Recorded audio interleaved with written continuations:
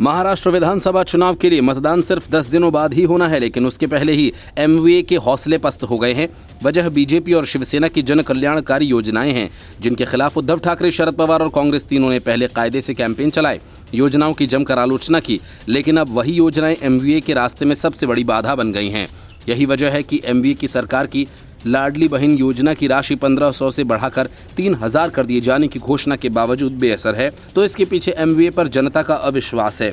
शायद वो ये मानकर चल रही है कि एमवीए के सारे वादे कागजी हैं और जो हकीकत है वो उन्हें मिल रहे हैं। यही वजह है कि लोकसभा में राज्य की 48 में से 30 सीटों पर जीत हासिल करने वाली महाविकास अघाड़ी के पांव मतदान के पहले ही डगमगा रहे हैं। लोकसभा चुनाव के बाद राज्य की एकनाथ शिंदे और देवेंद्र फडणवीस सरकार ने अपनी पूरी रणनीति बदल दी। अब ये चुनाव शिंदे फडणवीस इसी रणनीति पर हो रहा है। इस बीच महाविकास अघाड़ी के संस्थापक शरद पवार एक बड़ी बात उन्होंने कही। उन्होंने कहा कि बीते दिनों शिंदे सरकार की ओर से शुरू की गई जन कल्याणकारी योजनाओं का निश्चित तौर पर कुछ असर होगा, लेकिन इससे मिलने वाला पैसा लोगों की जेब में नहीं ठहर रहा, वो महंगाई की भेंट चढ़ रहा है। बीच चुनाव में शरद पवार का यह बयान काफी मायने रखता है। लोकसभा चुनाव में हार के बाद महायुति की सरकार ने राज्य में लाडली बहना योजना शुरू की। इसके तहत राज्य की महिलाओं को हर महीने 1500 रुपए देने का प्रावधान है और सरकार ने बीते 4 महीने में इस योजना के तहत महिलाओं के खाते में एडवांस रकम का भुगतान कर दिया।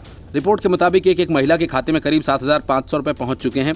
ऐसे में चुनावी पंडितों का मानना है कि इस स्कीम से महायुति को बड़ी संख्या में महिला वोटर्स का समर्थन मिल सकता है। इस बात को शरद पवार भी खारिज नहीं कर रहे हैं। उन्होंने कहा कि निश्चित तौर पर इस योजना का महायुति को कुछ फायदा मिल सकता है, लेकिन राज्य की जनता इस सरकार को बदलना चाहती है। ऐसे में उनकी इस भावना से महाविकास अघाड़ी को फायदा होगा और उनके गठबंधन को राज्य में स्पष्ट बहुमत मिलेगा।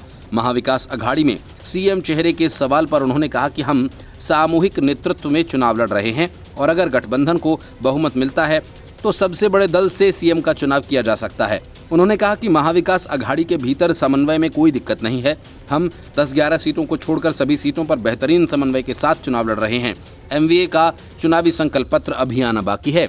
एमवीए की निगाहें उसी संकल्प पत्र पर टिकी हैं कि पता नहीं महायुति के संकल्प पत्र में और कितने वादे किए जाएंगे। माना जा रहा है कि महायुति का संकल्प पत्र एमवीए के सपनों को तोड़ने वाला हो सकता है, क्योंकि बीजेपी कांग्रेस के झूठे चुनावी वायदों का खामियाजा कर्नाटक, हिमाचल और काफी हद तक लोकसभा चुनावों में उठा चुकी है। इसलिए अब बीजेपी ऐसी किसी गलती को दोहराने वाली नहीं है।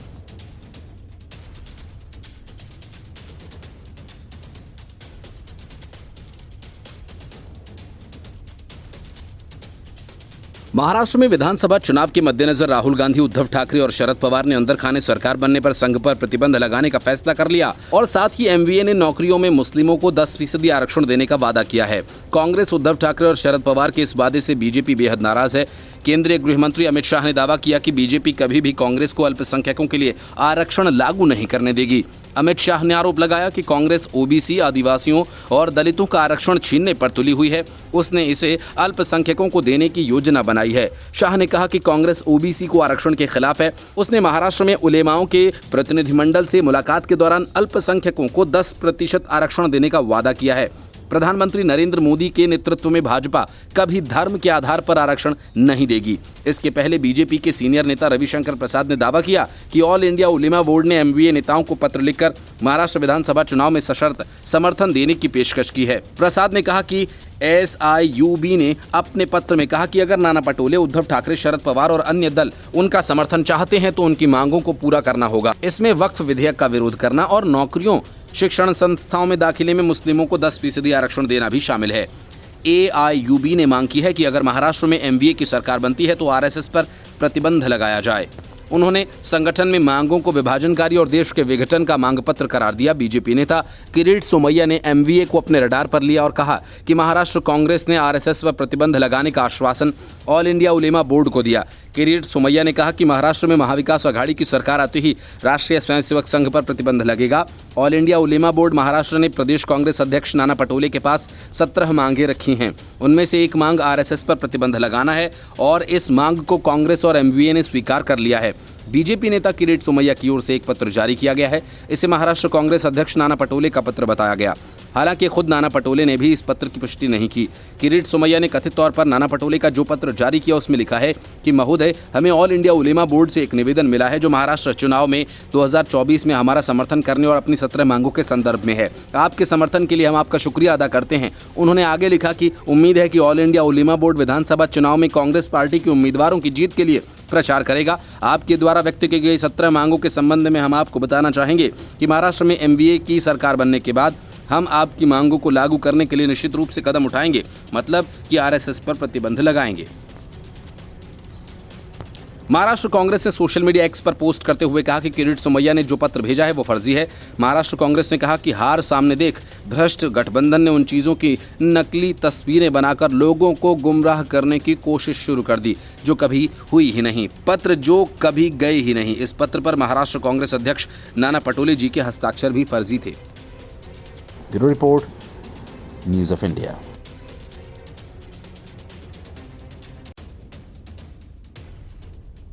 सुप्रीम कोर्ट ने शराब घोटाला मामले में पकड़े गए अरविंद केजरीवाल को चुनाव प्रचार करने के लिए अंतरिम जमानत देकर एक तरह से यह तय कर दिया कि अपराध चाहे जितना बड़ा हो, अपराधी चाहे जितना शातिर हो, अगर वो चुनाव प्रचार करने के लिए अंतरिम जमानत मांगे तो उसे बिना किसी हिचक के जमानत दे दी जानी चाहिए।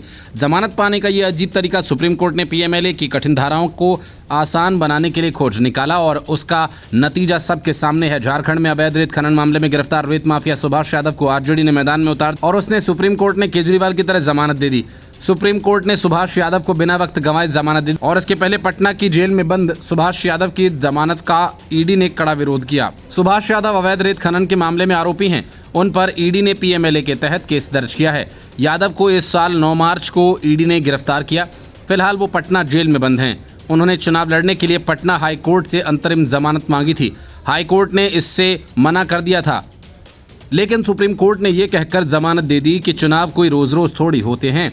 मतलब साफ है कि जिस कैदी को जमानत हासिल करनी हो वो कहीं से उम्मीदवार बन जाए और सुप्रीम कोर्ट जाकर जमानत मांगे तो उसे जमानत मिल जाएगी। अब सुभाष यादव जमानत पर हैं और हाल ही में इंडी गठबंधन समर्थित राजद प्रत्याशी सुभाष यादव को सुप्रीम कोर्ट से बड़ी राहत मिली है। सुप्रीम कोर्ट ने सुभाष यादव को चुनाव प्रचार के लिए अंतरिम तौर पर रिहा कर दिया है। सुभाष यादव ने अरविंद केजरीवाल को लोकसभा चुनाव प्रचार के लिए दी गई अंतरिम जमानत का हवाला देते हुए अपने लिए राहत मांगी थी। अब जब सुभाष यादव चुनाव प्रचार में स्वयं आ गए हैं तो कोडरमा विधानसभा सीट पर होने वाला चुनाव काफी दिलचस्प नजर आ रहा है। कोडरमा में 13 नवंबर को विधानसभा चुनाव के लिए मतदान का दिन है और ऐसे में सुप्रीम कोर्ट ने कहा कि याचिकाकर्ता 14 नवंबर को शाम 5 बजे तक समर्पण कर वापस जेल चला जाए। ईडी की तरफ से पेश additional solicitor general SV Raju ने याचिका का कड़ा विरोध करते हुए कहा कि पीएमएलए की धारा 45 में इस तरह की जमानत का कोई प्रावधान नहीं है। सुप्रीम कोर्ट ने जस्टिस सूर्यकांत, दीपांकर दत्ता और उज्ज्वल भुइयां की बेंच ने कहा याचिकाकर्ता की नियमित जमानत याचिका हाईकोर्ट में लंबित है, इसलिए सुप्रीम कोर्ट केस के तथ्यों पर कोई टिप्पणी नहीं करेगा। याचिकाकर्ता को चुनाव प्रचार के लिए अंतरिम तौर पर रिहा किया जा रहा है। गौरतलब है कि मार्च महीने में हुई ईडी की कार्रवाई के बाद बिहार के कारोबारी और राजद नेता सुभाष यादव बेऊर जेल में बंद थे।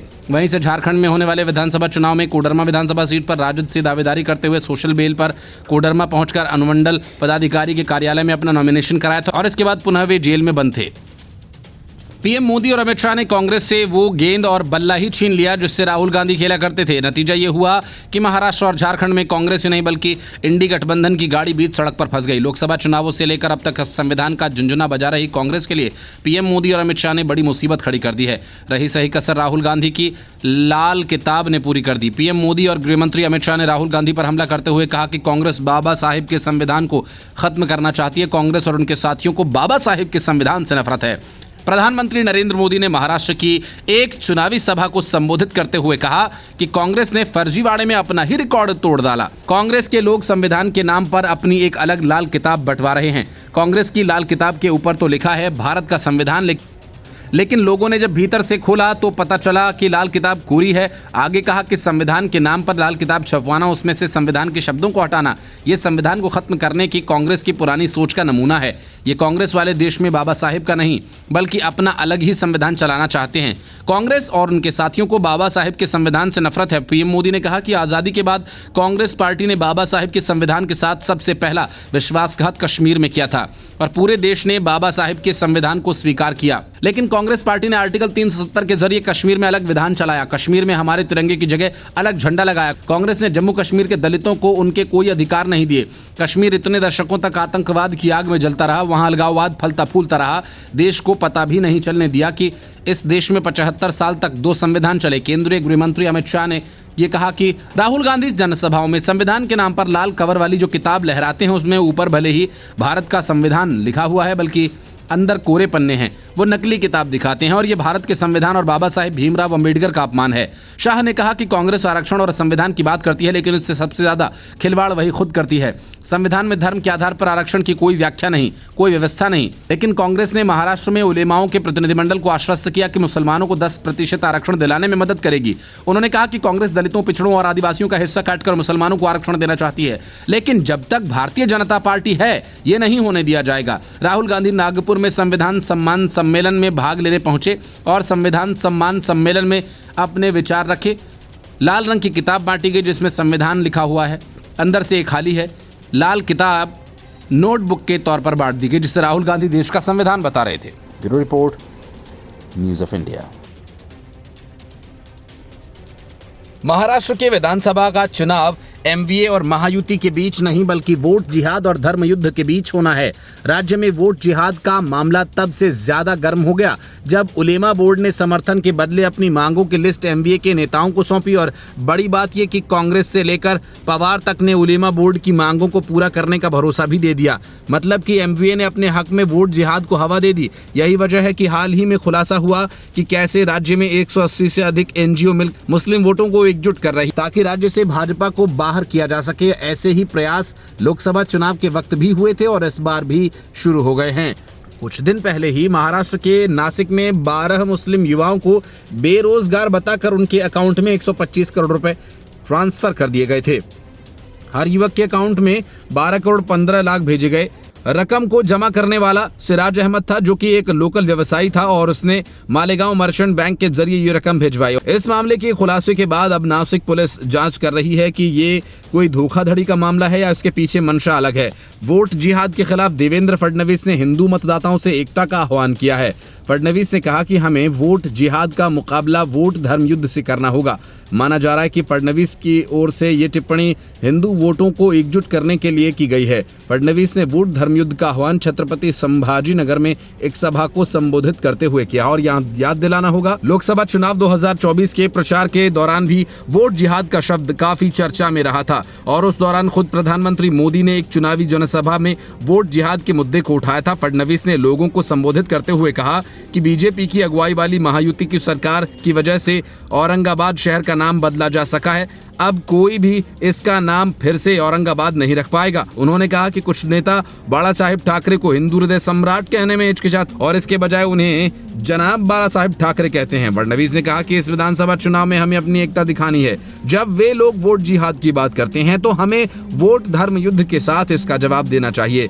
फडणवीस ने पिछले महीने भी कहा था कि लोकसभा के चुनाव में महाराष्ट्र में वोट जिहाद हुआ था और इस वजह से बीजेपी और महायुति गठबंधन में शामिल दलों को कम से कम 14 सीटों पर नुकसान हुआ था। फडणवीस ने कहा था कि इन 14 सीटों पर समुदाय विशेष के लोगों ने एकजुट होकर हिंदुत्ववादी उम्मीदवारों को चुनाव हराया था। तब उनके इस बयान की विपक्ष नेताओं ने आलोचना की थी। बीते दिन ही महाराष्ट्र में बीजेपी के नेता किरीट सोमैया ने मुंबई में रोहिंग्या की आबादी बढ़ने और हिंदू समुदाय की आबादी घटने की बात कही थी।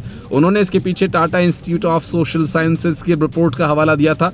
सोमैया ने कहा कि रिपोर्ट कहती है कि मुंबई में 2025 तक हिंदू आबादी सिर्फ 54% रह जाएगी। उन्होंने कहा कि मुंबई में मानखुर्द, मुंबा देवी, नया नगर, मुंब्रा, भिवंडी आदि इलाकों में बांग्लादेश मुस्लिम और रोहिंग्या दिखाई दे रहे हैं। और देश की सियासत में इन दिनों उत्तर प्रदेश के मुख्यमंत्री योगी आदित्यनाथ के द्वारा दिए गए बटेंगे तो कटेंगे के नारे को लेकर खूब बहस चल रही है।